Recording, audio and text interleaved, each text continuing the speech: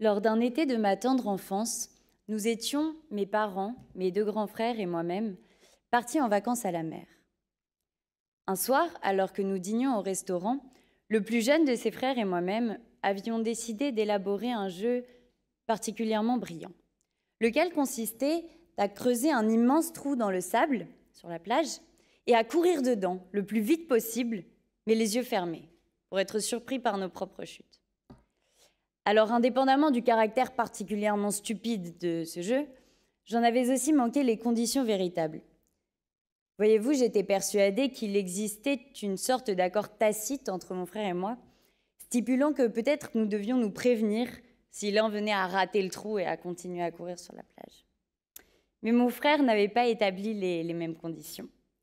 C'est ainsi, mesdames, messieurs les jurés, monsieur le président du jury, que je m'étais élancée, comme la petite fille perspicace que j'étais, pour venir courir, déterminée et souriante, et m'écraser lamentablement contre un stand de frites tenu par un innocent sur la plage. Alors vous vous en doutez, je n'ai trouvé que peu de réconfort, puisque parents et frères riaient aux éclats. Et pour éloigner cette situation absolument humiliante et la colère du monsieur qui tenait le stand de frites, je me suis mise à rire moi aussi. À rire pour prendre du champ.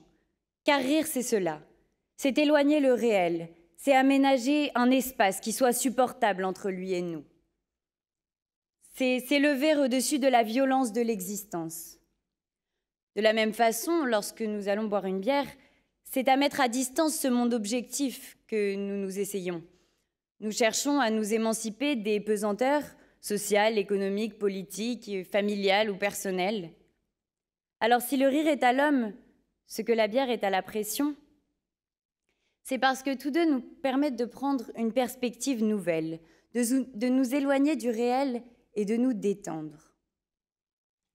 En effet, le rire a plusieurs fonctions. Nous l'avons vu, il est protéiforme et procède de milliers de situations.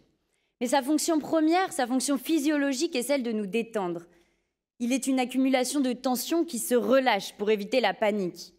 C'est pour cela que parfois nous rions dans des moments qui n'ont rien de comique. Des minutes de silence, des enterrements, des réunions très sérieuses. C'est le corps qui cherche à s'évader. De la même façon, l'alcool nous permet cela, en nous désinhibant. D'ailleurs, le rire comme l'alcool sont souvent des vecteurs pour les réconciliations en tout genre. Cela nous évite de parler des sujets fâcheux, nous désinhibe un petit peu et nous permet de mettre nos fiertés, parfois trop gonflées, de côté. Alors j'entends déjà me dire que le rire est une réponse plus naturelle, plus louable peut-être que l'alcool, et certainement moins dangereuse. À cela, je répondrai bien sûr. Je ne vais pas faire l'apologie de l'alcool ou de sa consommation. Son abus est dangereux pour la santé, nous le savons tous. Maintenant, cette phrase est une analogie. Une analogie est une égalité de rapport et non de nature. Ainsi, il ne s'agit pas de dire que rire provoque des cirrhoses et des cancers du foie. Maintenant, le rire reste un outil dangereux et il serait une erreur, une grossière erreur, que de penser qu'il n'est pas une arme. Le rire utilisé dans la moquerie et la raillerie est un outil qui nous rend froid et indifférent au malheur de l'autre. Il nous rend insensibles. Vous l'avez vu lorsque mes parents et mes frères se sont moqués de moi sans se soucier de mon humiliation extrême et de ma douleur. Le rire nous permet, comme l'alcool, de rendre la vie supportable, et à ces moralistes qui pensent que le rire serait plus louable, moi je réponds qu'ils jugent car ils sont incapables de comprendre. De comprendre que parfois c'est encore la seule consolation que l'on a trouvée à s'adresser à soi-même. Que parfois le rire comme l'alcool sont la seule opposition au tragique du réel. Nous rions et nous buvons pour cesser d'être enfermés avec nous-mêmes. Car la cohabitation avec soi n'est-elle pas parfois la chose la plus insupportable qui soit? Il s'agit de rendre le monde habitable. Il ne s'agit pas de juger la façon dont on le fait. Il s'agit d'ouvrir une nouvelle dimension de l'existence. Et le rire, c'est cela, la boisson aussi. Je ne sais pas si le rire est le saut du possible dans l'impossible, mais il est assurément l'inscription de l'infini dans le fini et celle de l'invisible dans le visible, puisque par cette mise à l'écart, par cette mise à distance, qu'elle soit provoquée par l'un, par l'autre ou par leur accumulation, car ne l'oublions pas, ils ne sont pas exclusifs. Cette mise à distance peut être une jouissance absolument salvatrice. Salvatrice au sens premier du terme. Pour vous illustrer cela, lorsque la guerre d'Algérie éclate, la guerre civile, un comédien et metteur en scène du nom de Mohamed Fellag entreprend de partir en tournée pour faire rire le public algérien des massacres tous les soirs. Cet homme rit. Il rit des tabous, de la censure, de l'intolérance. Il rit des mots qui minent et rongent son pays. Pourtant, il est écartelé. Tous les soirs, il pleure dans les coulisses. Il pense aux victimes des tueries. Il pense à ses amis morts pour leurs idées, à ces hommes et ces femmes qui se battent pour leurs droits.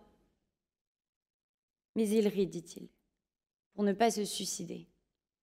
Car ce rire, le sien, celui du public, est salvateur. Il écarte le tragique et dans ce rire d'une double nature, d'une nature cathartique, il parvient à la fois à faire droit à la réalité et à la fois à en écarter la peine et la crainte. Alors, si elles n'apparaissent pas toujours fondées, ces mises à distance du réel sont bien souvent fondatrices, car elles nous rappellent à la joie, fût-elle contradictoire. Le rire et la bière, avec cette ambivalence qui leur est propre, nous révèlent à la fois au bonheur d'être ici et maintenant, tout en approfondissant notre mal de vivre.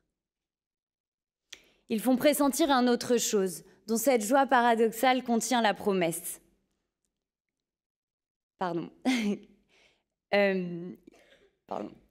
C'est ainsi que le rire et l'alcool offrent un accès libérateur à l'être, et une fois sereins, ils ne sont plus ivres mais soûls et deviennent sourires.